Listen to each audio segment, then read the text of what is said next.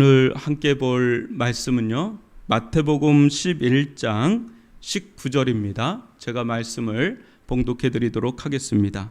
인자는 와서 먹고 마심에 말하기를 보라, 먹기를 탐하고 포도주를 즐기는 사람이요 세리와 죄인의 친구로다 하니 지혜는 그 행한 일로 인하여 옳다함을 얻느니라.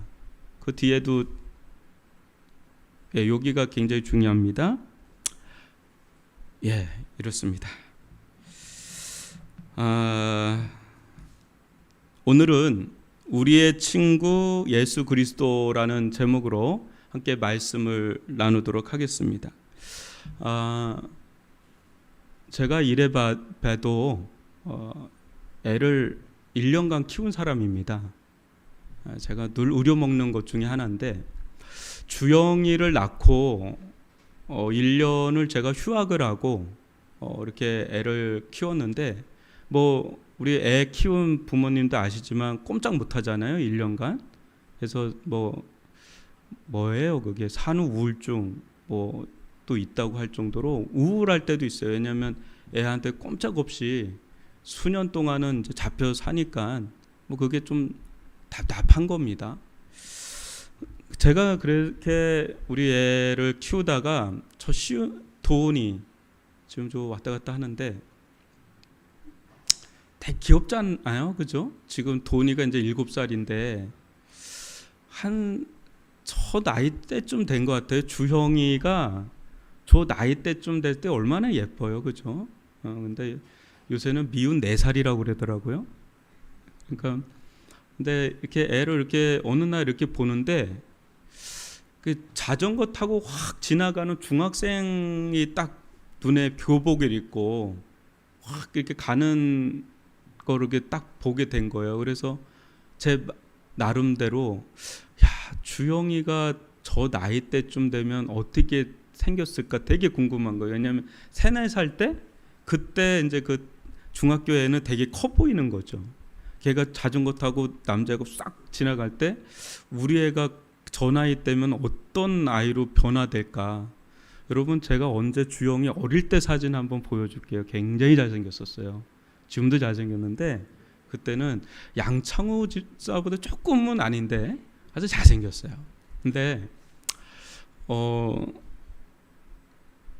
지금은 애가 이제 중학생을 넘었죠. 지금은 한미연합훈련 때 영상에 나왔어요. 국방부 그 뉴스에 나왔어요, 얘가. 그래서 1200만 원짜리 바주카포 탕 쏘는 거, 그거 얘가 클로즈업 돼가지고 나왔습니다. 그러니까 지금은 완전히 이제 남자가 돼가지고 거기서도 인정을 받아서 선임들 있지 않습니까?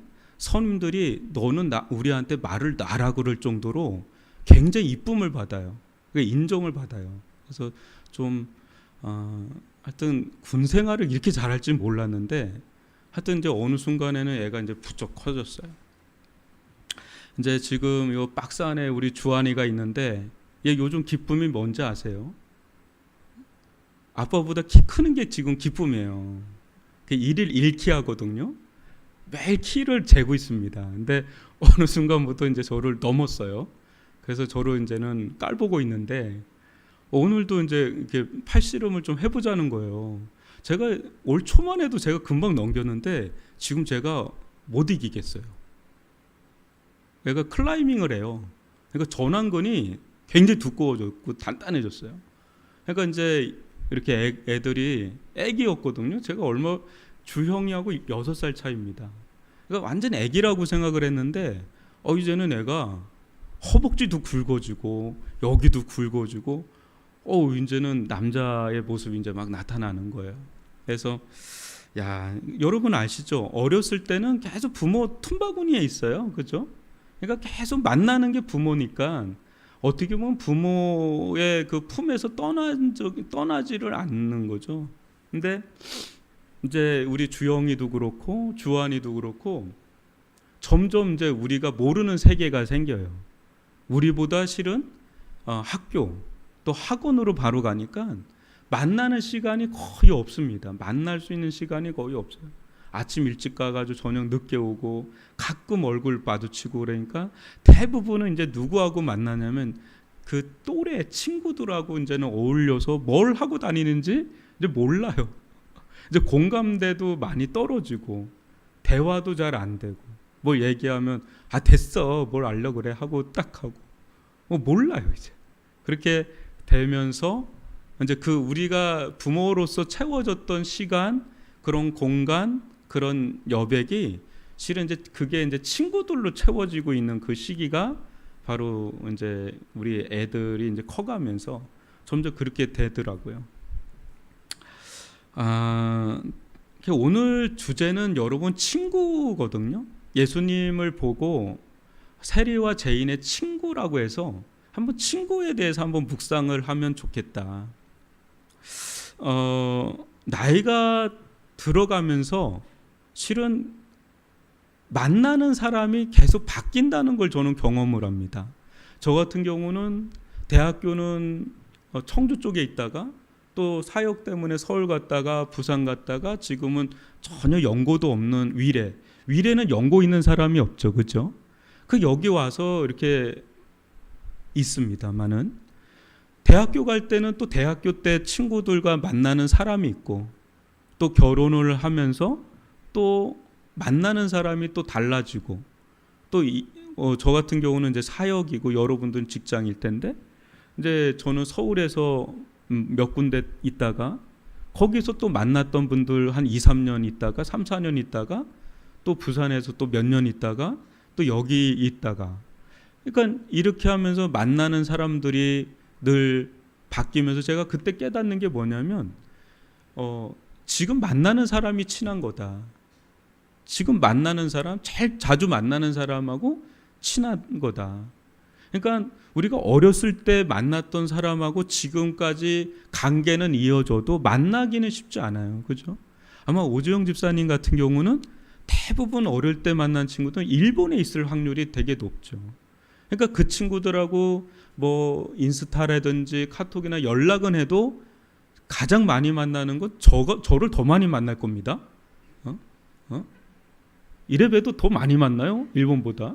그러니까 이렇게 만나는 사람하고 친밀감이나 이제 친해지는 거예요. 그러니까 이게 인생이 그런 것 같더라고요. 영원한 관계지만 지금 만나는 사람하고 어쩔 수 없이 친해질 수밖에는 없는 거예요. 그러다가도 여러분 친구라는 게 뭐예요? 그러다가도 수십 년 동안 뭐 이 친구는 저쪽에 가서 살고 이제 어릴 때는 같이 지냈지만 나이 들어서 결혼해서 뭐 저쪽 나주에 살고 뭐 전라도 어디에 살고 뭐 경상도 살고 이래다가 언제 뭐 결혼식이라든지 장례식이라든지 이때 만나면 친구들이 만약에 오게 된다면 그냥 그 수십 년 동안 못 만났는데도 마치 어제 본 것처럼 과거로 돌아가서 동심의 세계로 돌아가서 그때 같이 경험했고 그때 같이 그 추억들이 막 살아나면서 지금 뭐 사장이 돼 있고 교수가 돼 있고 선생이 돼 있고 다 그렇게 됐는데 친구만 만났다면 과거로 다 돌아가서 그냥 계급장 다 떼고 그냥 옛날에 그 얘기하면서 깔깔깔깔 웃으면서 야 그때 그 선생님이 있지 뭐 하면서 야 그때 너 그때 코 찔찔 흘리던 놈이 언제 이렇게 됐어 하면서 그러면서 굉장히 그 공감대가 딱 형성이 되면서 그때 언어로 우리는 확 돌아가는 그 굉장히 무장해자가 되잖아요. 무장해자가 되고 또 서로 굉장한 그 친밀감을 느끼면서 그러니까 여러분 하나님께서 인간에게 사랑을 주셨는데 이 사랑의 축에 한 4개가 있다 그래요. 그죠? 하나님과의 사랑, 부모와 자식 간의 사랑, 남녀 간의 사랑, 또 우정이 있어요. 우정이라는 축이 굉장히 큰 인생의 축이에요. 부모님으로 인해서 채워지는 사랑이 있죠. 그죠? 그리고 부부 사이에서 채워지는 사랑이 있죠. 또 하나님과의 관계에서 맺어지는 사랑이 있지만은 또 우리 인생 가운데 풍요롭게 하는 것 중에 하나가 실은 우정이라고 하는 사랑입니다. 그래서 정말 여러분들 진짜 내가 신뢰하고 내가 속에 있는 얘기들을 다 이야기를 해도 그걸 이해해주고 받아주고 그걸 공감해주고 또 그것을 위로해주고 그걸 다 경청해줄 수 있는 친구 한두 사람이 있다면은 여러분 그 사람은 성공한 인생이다. 흔히 그런 얘기를 하지 않습니까? 그러니까 우리 인생 가운데 굉장히 큰 자산 중에 하나가 실은 친구예요. 동료와 같은 거. 그래서 속을 나누고 그래서 C.S. 루이스는 이런 이야기를 합니다. 그 사랑에 대해서 이야기를 하면서 연인 관계가 벌거벗은 몸을 원한다면 우정은 벌거벗은 인격을 원한다. 여러분 남자들의 세계를 여러분들은 아시나요? 남자가 여자들의 세계를 잘 모르거든요. 그죠? 금성에서 온 남자, 화성에서 온 여자 한 것처럼인데 남자들의 찐 우정의 세계가 있습니다. 남자들만이 느끼고 있는 뭔가 모를 그런 나름의 우정이 있고 또 여자들만이 느끼는 찐 우정이 좀 있어요. 그런데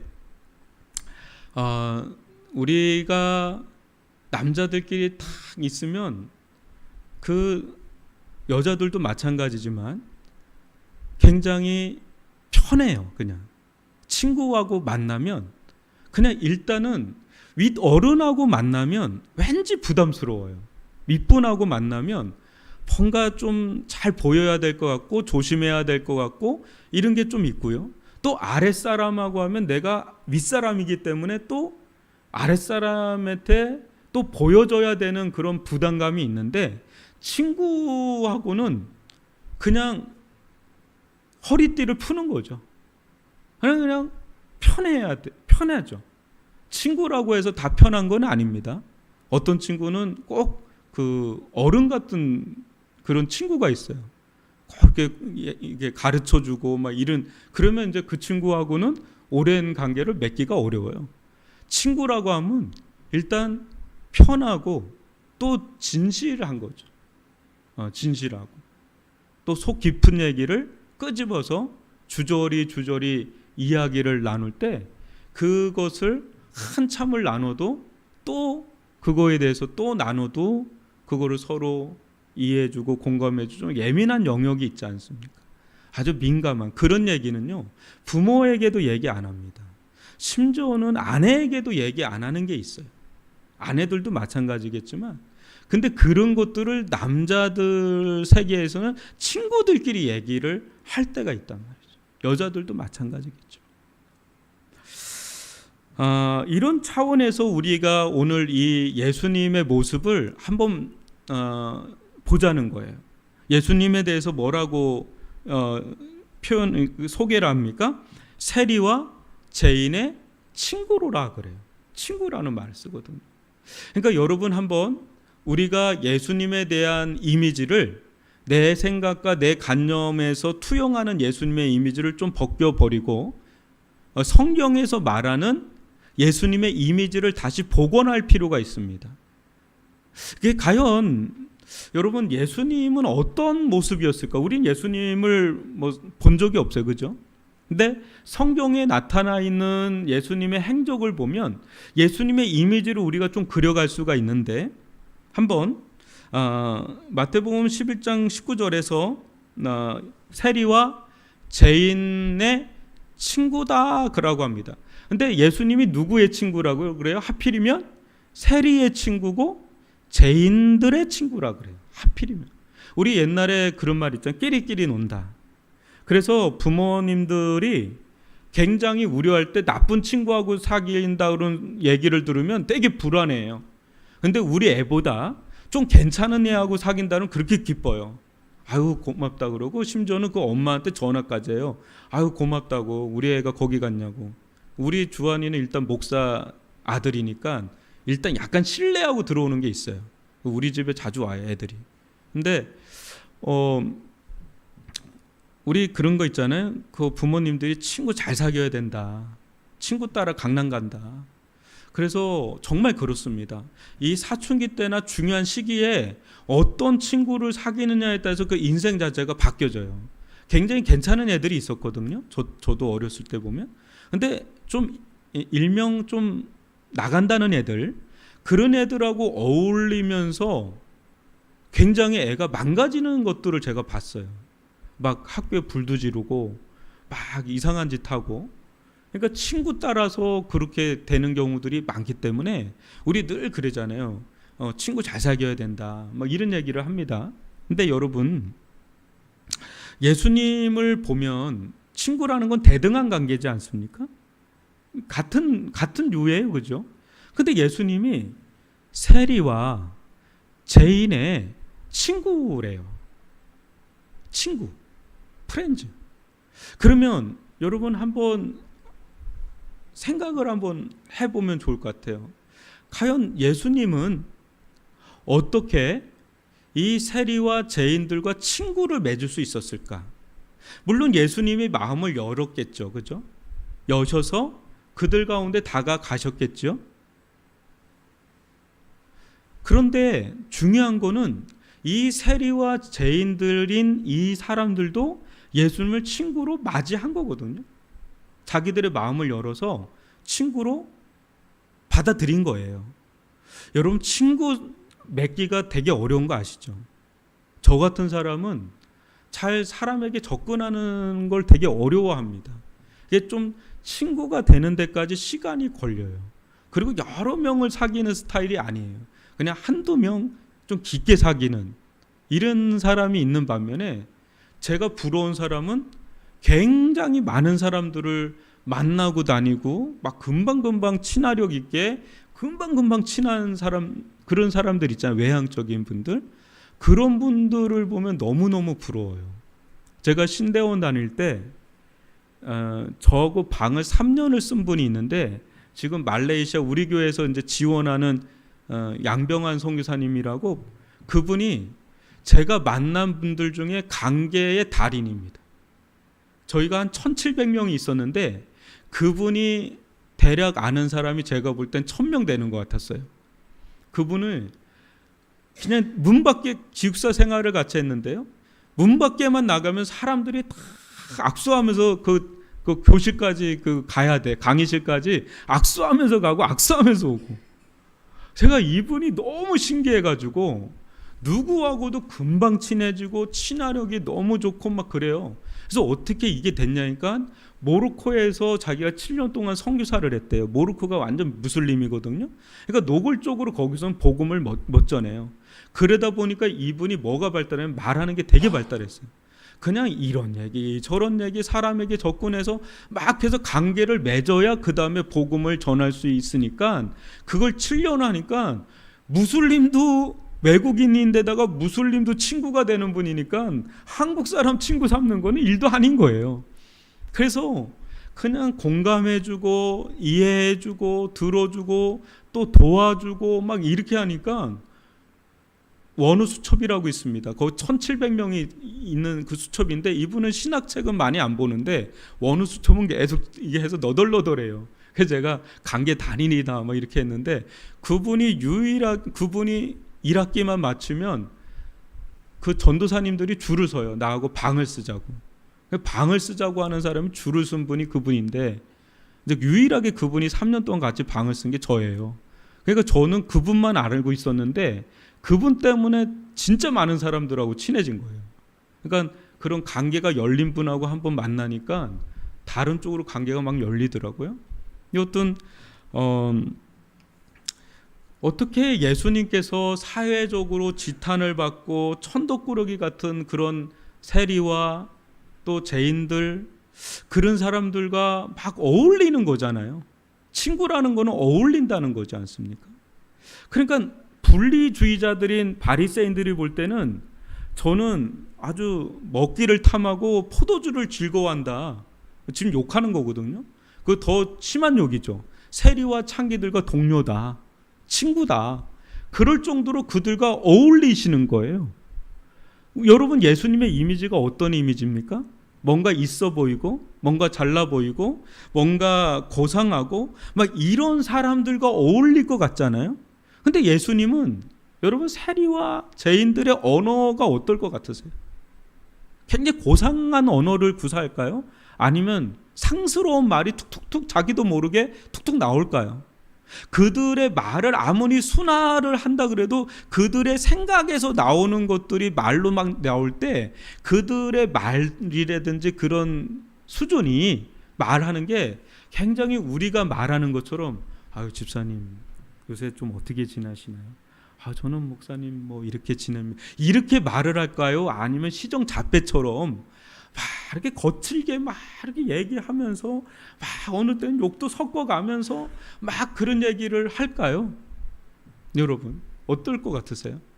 담배도 한번 피면서 예수님 앞에서는 담배꽁초 딱 숨기고 그럴까요? 아니면 어떻게 할까? 나는 별의별 생각을 좀 해보는 겁니다. 물론 예수님에게서 풍겨나오는 아우라도 있고 여러 가지 있지만 제가 느끼는 이 모습에서 예수님의 모습은 이때 당시 종교 지도자들 굉장히 고상하고 거룩하게 사는 사람들은 굉장히 낯설고 이질적인 모습을 보여주는 인물이 예수님이었어요. 예수님은 뭐 약간 있어 보이는 좀 우아하고 뭐 이런 사람들과 어울린다기보다는 제일 밑바닥에서 사회적인 지탄을 받고 있는 그런 사람들과 이렇게 만나서 어울릴 수 있다는 거. 여러분 우리가 과연 그렇게 할 수 있을까?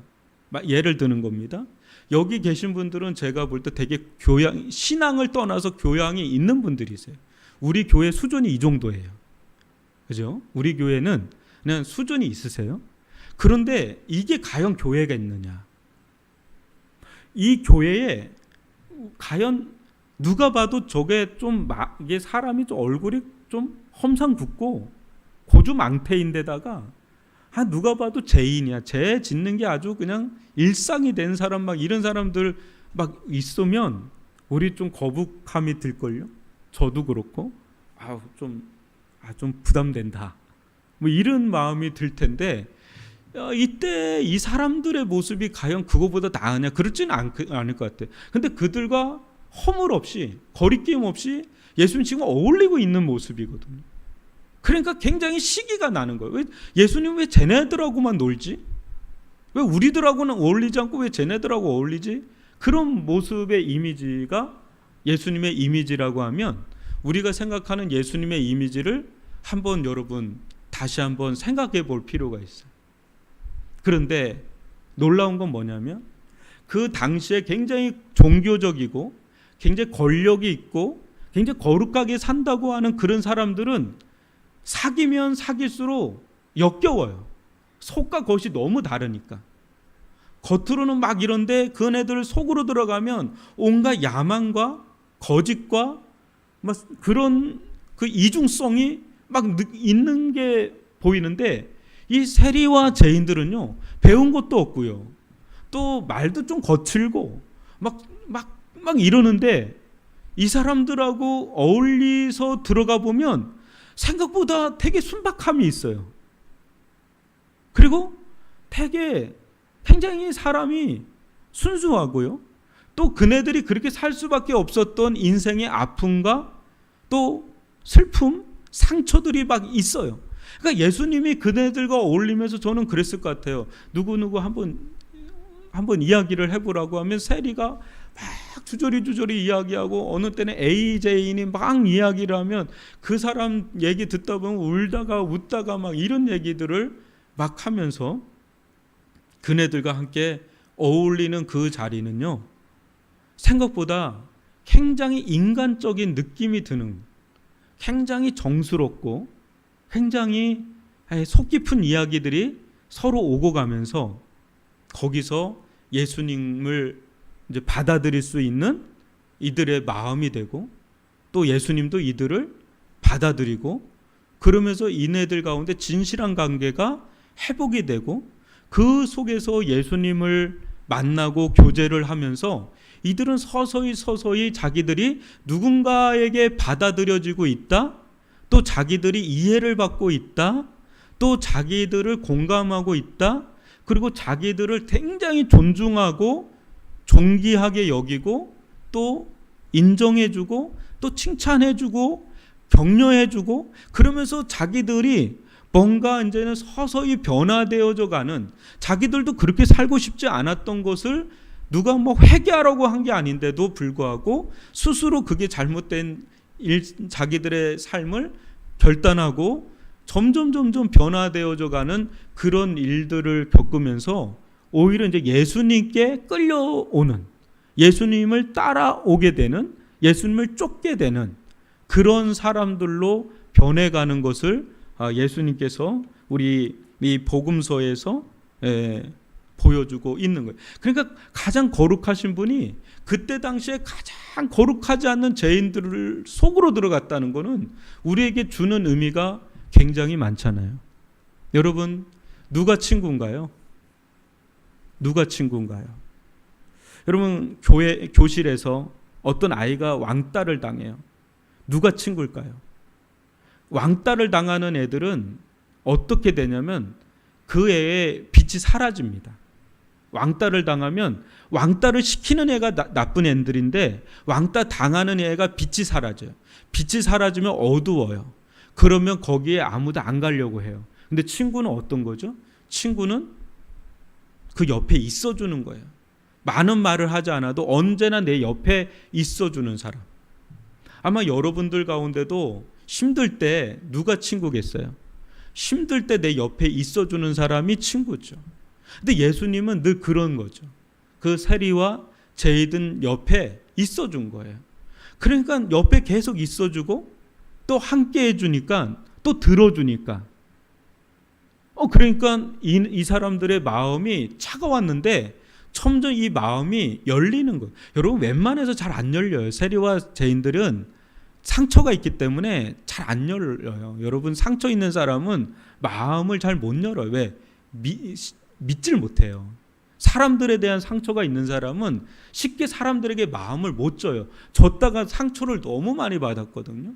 그런데 예수님은 자꾸 튕겨내도 예수님은 계속 들어오시는 거예요. 옆에 있어주는 거예요. 함께 해주는 거예요. 그리고 그 옆에서 막 지적질하고 그런 게 아니라 그냥 있어주는 거예요. 그러니까 이들의 마음이 조금씩 열리는 거예요. 갑자기 열리는 게 아니라 조금씩 열리는 거예요. 그러면서 예수님께 조금씩 자기의 마음을 이렇게 비추는 거예요. 그렇게 비추다 보니까 예수님도 자신의 마음을 보여주는 거예요. 여러분, 나만 비춰주면 절대 친구가 안 되잖아요. 쌍방이 같이 열어줘야 관계가 맺히잖아요. 그렇게 맺히는 가운데 어느 순간인가 이 사람들은 생각한 거예요. 이분은 정말 믿을 만한 사람이다. 다른 사람들은 몰라도 예수님만큼은 내가 믿을 만한 사람이다. 어느 정도로요? 여러분, 예수님은 죽어 주실 만큼 친구가 되셨어요. 죽어 주실 만큼이 아니라 죽으셨죠. 죽으실 만큼 친구가 되어주죠. 여러분, 친구를 위해서 나를 위해서 죽을 정도의 친구가 있다면 요나단과 다윗 같은 너무너무 굉장한 우정이죠. 근데 예수님이 그런 모습으로 그네들의 마음을 파고드는 거예요. 그러니까 어느 순간인가 그들의 문빗장이 열리게 되는 거죠. 무장해제가 되고 같이 공감해주고 같이 공유하게 되고 같이 자기들만의 언어, 자기들만의 공간이 생기면서 이것은 이제 예수님과의 추억 쌓기가 이제 시작이 되는. 그래서 우리가 한번 생각을 해볼까요? 예수님은 나의 친구인가? 세리와 죄인의 친구인 예수님이라면 나에게도 친구가 될 수 있는 분인가? 아니, 나를 친구로 삼으셨는가? 예수님은 나를, 우리 중보자 예수님, 대언자 예수님, 예수님의 지금 얼굴을 여러분들하고 지금 금초를 빌어서 나누고 있는데요. 여러분들과 함께 예수님의 얼굴을 나누면서 우리가 깨달아야 될 거는 내가 생각했던 예수님의 얼굴과 성경에서 말하는 예수님의 얼굴이 많이 다르다라는 거를 좀 이해할 필요가 있다. 예수님은 여러분이 생각한 것보다 훨씬 더 긍휼이 많으신 분이다. 그리고 여러분이 생각을 하는 것보다 훨씬 더 여러분들을 향한 마음이 많으시다. 그리고 이해력도 많으시고, 그리고 놀라운 거는 예수님은 여러분들에게 있어서 최고의 친구로 다가서시는 분이다. 최고의 친구로.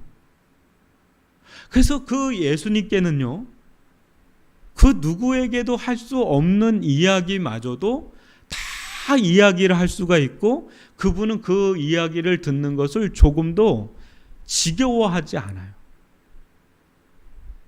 그래서 여러분, 우리가 기도하는 이유가 뭐죠?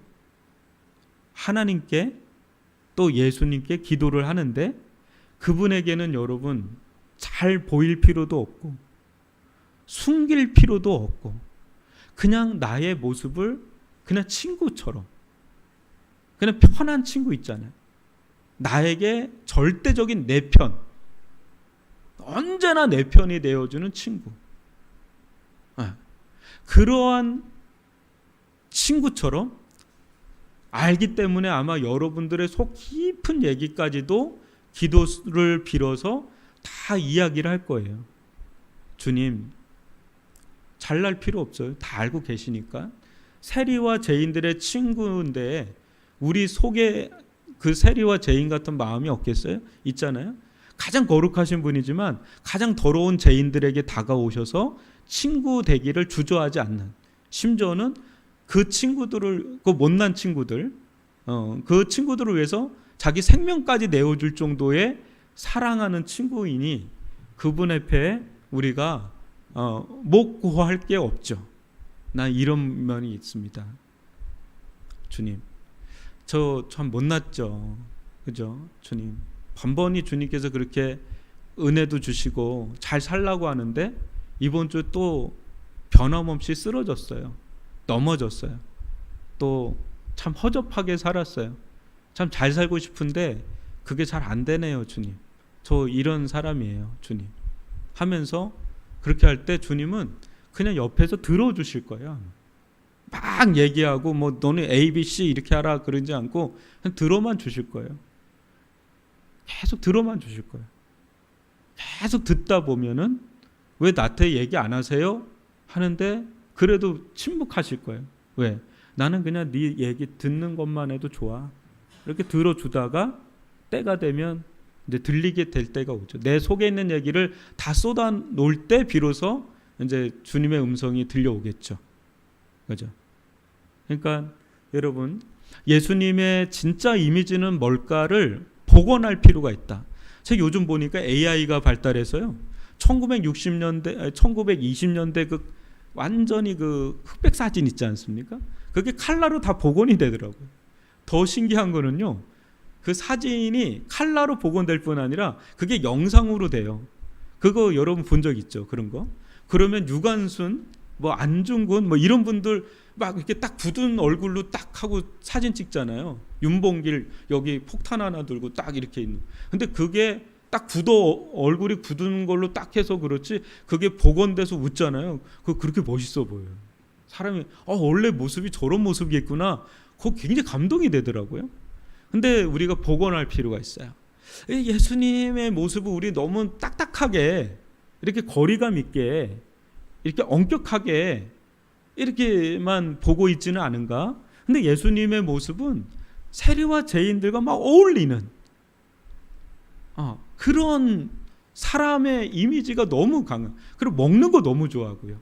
포도주 즐기고 막 이런 걸로 공격을 받을 정도로 그네들과 그 저작거리에서 그냥 막 같이 막 어울리고 있는 그런 예수님의 모습을 떠올린다면, 오늘날 좀 이런 표현을 써서 그렇지만 마약을 하고 있는 사람들에게도 예수님은 친구가 되어줄 수 있다.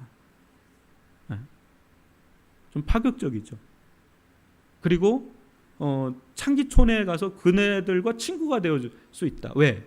마약을 전문으로 선교하는 분들이 있거든. 그리고 그런 집성촌을 전문으로 선교하는 분들이 있거든요. 근데 그게 다 예수님의 그런 마음을 품고 들어가서 거기 동화되는 게 아니라 그네들을 치유하고 회복시켜서 끄집어내려고 그렇게 해서 예수님은 친구가 되어주는 것을 기꺼워하시는 것을 본다면 그 예수님 우리에게도 친구시다. 나의 가장 내가 정말 찾고 내가 정말 사귀고 싶었던 친구의 상이 바로 실은 예수님이다라는 걸 여러분 요번에 한번 묵상하시면서 기도하시면 좋을 것 같아요. 그래서 우리 인생 가운데 친구가 늘 바뀌잖아요. 그리고 영원한 친구는 없어요. 좀 또 살다 보면 또 막 그래요. 근데 예수님 우리의 영원한 친구가 되신다. 이 예수님을 우리의 친구로 한번 여러분 깊이 받아들이면서 그분과 찐한 피로 맺은 그 찐 사랑 있죠. 그거를 우리가 누리면서 그 우정의 성숙을 경험을 한다면 우리 신앙의 또 다른 한 축이 굉장히 성장하게 되는 계기가 되겠다. 그래서 세리와 죄인의 친구다라고 하는 이 말씀을 오늘 다 소화를 못할 수 있어요. 그죠? 평생에 걸쳐서 이 말씀 한 말씀을 우리가 묵상하면서 예수님의 이미지를 걷어내고 원래의 예수님의 이미지를 자꾸 복원하는 훈련을 한다면 우리 신앙에 있어서 굉장히 큰 밑거름이 되고 도움이 될 거다. 그런 생각이 듭니다. 이 말씀을 여러분 품고 우리 이 시간 가지고 나온 기도 제목들이 있으셔요. 그 가지고 기도하시다가 자유롭게 돌아가도록 하겠습니다.